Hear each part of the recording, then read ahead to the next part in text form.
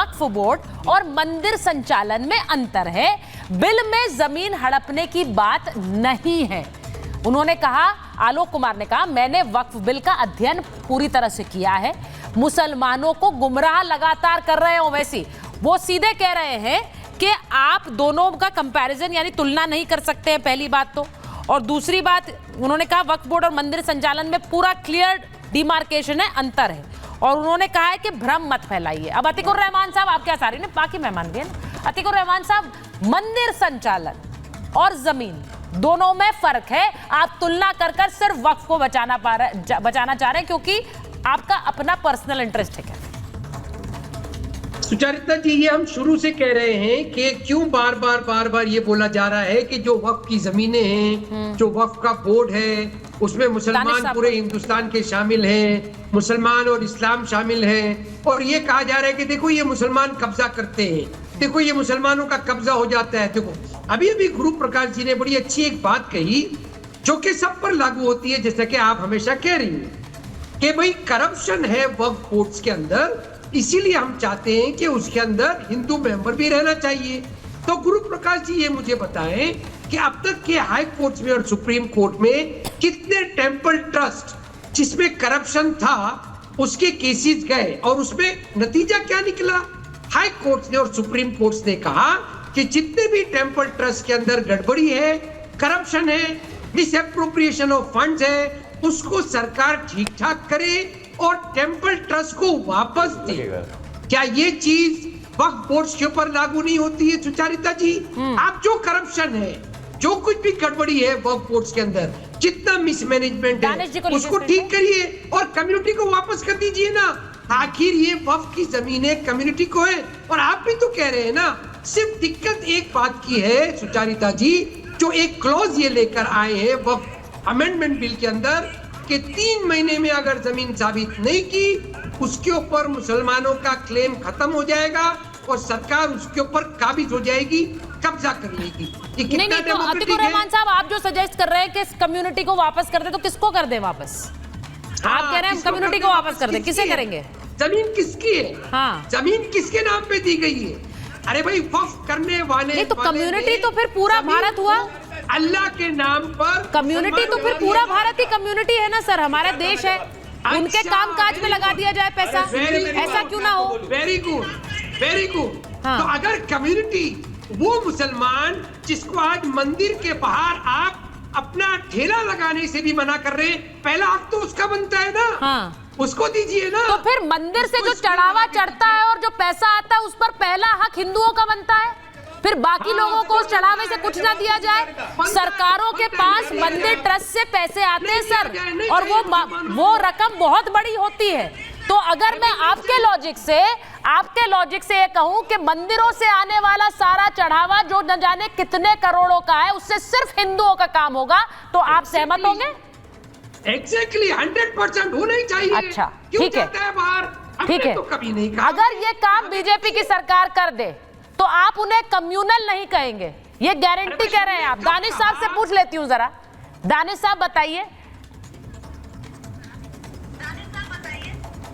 देखिए, मैं आपको सुचारिता एक बात बताऊं, दरअसल दिक्कत क्या है कि औकाफ के मामले में इन लोगों को समझ में नहीं आ रहा। मैं व्यक्तिगत तौर पे आ जाऊं, चाहे मेरी बात हो चाहे और किसी भी पैनलिस्ट की बात है, ठीक है। अगर एक परिवार है उसमें आपकी प्रॉपर्टी है, तो क्या आपकी प्रॉपर्टी में कोई सरकार मुदाखलत कर सकती है? नहीं कर सकती। अगर मेरे दादे ने परदादे ने किसी ने दिया और सामूहिक तौर पे दिया है कि भाई आपके 5 बच्चे हैं तो 5 बच्चे इस घर का इस्तेमाल ऐसे कर सकेंगे कि भैया अपने घर के लिए बना ले, मस्जिद बना ले, खानका बना ले, तो वहां आप कैसे मुदाखलत करेंगे? दूसरे नंबर की बात, आप जिन ट्रस्टों की बात कर रही हैं, सुन लीजिए, जितने भी ट्रस्ट हैं पूरे देश में वो तमाम प्राइवेट ट्रस्ट हैं, और प्राइवेट ट्रस्ट तब हुए जब मेरे बाप दादाओं ने उसको डोनेट किया मजहब इस्लाम के नाम पर। याद रखिएगा, सबसे पहला जो औकाफ का मामला है वो मजहब इस्लाम के नाम पे डोनेशन है। तो ठीक है, डोनेशन इस्लाम के नाम पर है तो उसका यूटिलाइजेशन भी इस्लाम के लिए ही होगा, पर्सनल यूज पे नहीं हो सकेगा।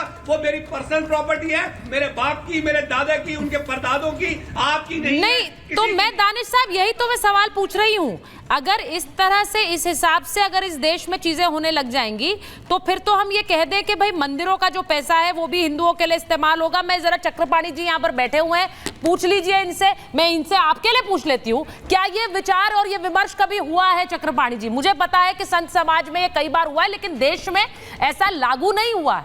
जो ट्रस्ट से पैसा आता है, सरकारों को जो पैसा जाता है, उसके लिए सारे देश के लिए काम होता है। चक्रपाणी नहीं, देखिए जो आता है पैसे, तो जितने भी हमारे मंदिर हैं जहाँ पे चढ़ावे अधिक आते हैं उसी को सरकार अधिग्रहित कर लेती है। हाँ। लेकिन जो मंदिर और आश्रम जो है जीर्ण अवस्था में है, जिसको आवश्यकता है धन की, वहाँ पे तो नहीं देती। और दूसरी एक भी मस्जिद नहीं दिखा सकती या एक भी चर्च जहाँ पे पैसे आते हो और सरकार के अधिग्रहण में हो, कहीं भी कोई मस्जिद और जो है चर्च नहीं होते, बल्कि वहाँ पे डोनेशन दिया जाता है, वहाँ सब की जाती है। तो मंदिरों से तो पूरा देश चल रहा है। हाँ। मंदिरों एग्जैक्टली मैं वही कह रही हूँ, पूरा देश चल रहा है उसके पैसों से। हमारे मंदिरों की जो आश्रम गुरुकुल सब आप देखिए कि कितने हमारे गुरुकुल। देखिए मैं एक बयान आपको बताना चाह रही हूँ, सुनिए दानिश साहब, इसको जरा सुनिएगा, फिर मैं गुरु प्रकाश जी के पास जाऊंगी। जी किशन रेड्डी जो मंत्री हैं, उन्होंने कहा कि हैदराबाद में ओवैसी की MIM पार्टी के लोगों ने वक्फ बोर्ड की कई जमीनों पर अतिक्रमण कर लिया है और उस पर कारोबार भी चला रहे हैं। दिक्कत यहाँ से, इस पर जरा जवाब दे दीजिए, फिर मैं गुरु प्रकाश जी के पास। मुझसे पूछ रहे हैं? जी आप ही से है ना ओवैसी साहब का सवाल। देखिए, सबसे पहले तो मैं आपको एक बात बता दूं कि ये बिना बेस के आरोप हैं। तो मैंने तो आपसे ये पूछा कि इस देश के अंदर में 16 लाख करोड़ रुपए अडानी और अंबानी को मोदी जी ने दे दिए, तो क्या अपने मामा के घर से लाए थे वो? तो उसका जवाब नहीं दिया। PM केयर फंड पे मैंने पूछा तो गुरु प्रकाश जी ने जवाब नहीं दिया। रह गई बात, अगर कहीं पे भी कोई भी आरोप है तो लेके आ जाए। सिर्फ हवाबाजी करना और असद साहब के खिलाफ वो नैरेटिव खड़ा करना, ये नैरेटिव ज्यादा दिन चलने वाला नहीं है। इस देश में दलितों को, मुसलमानों को, आदिवासियों को ये समझ में आ गया कि बैरिस्टर असदुद्दीन ओवैसी साहब हर बार पार्लियामेंट्री का अवार्ड क्यों जीतते हैं, क्योंकि सबसे ज्यादा बहस करते वही है पार्लियामेंट में। बाकी के सारे लोग ये जितनी बातें कर रहे हैं, एक के पास भी पार्लियामेंट्री अवार्ड पिछले 4 साल से नहीं आया, असद साहब के पास है। इससे मैं सहमत हूँ आपके साथ। मैं आपको ये पूछ रहा हूँ, वो तर्क रखते हैं अपने और जोरदार तरीके से रखते हैं, लेकिन हाँ गुरु प्रकाश जी हैं, चाहे आप हो, आर भारत, सुनिए, आर भारत के स्टूडियो पे कल अगर ये सरकार जो है ये रेजोल्यूशन पास कर देगी कि ये कॉमन पब्लिक के लिए यूज किया जाएगा, इसके अच्छा, जब भी मैं ये वक्त वाली डिबेट करती हूँ, नेता हमेशा आर भारत की जमीन पर आ जाते हैं, पता नहीं क्यों, बड़ा पर ये हमेशा होता है। मैं आपसे पूछ रहा हूँ, चला लेंगी अर्नब जी, चला लेंगे? नहीं, मुझे ये अच्छा, ये आप ही, मुझे लगता है आप ही आते हैं ये वाले बयान के साथ हर बार डिबेट में, दानिश साहब। मजहब इस्लाम के नाम पे अब जैसे वक्फ की निगाहें, जैसे अलग अलग जमीन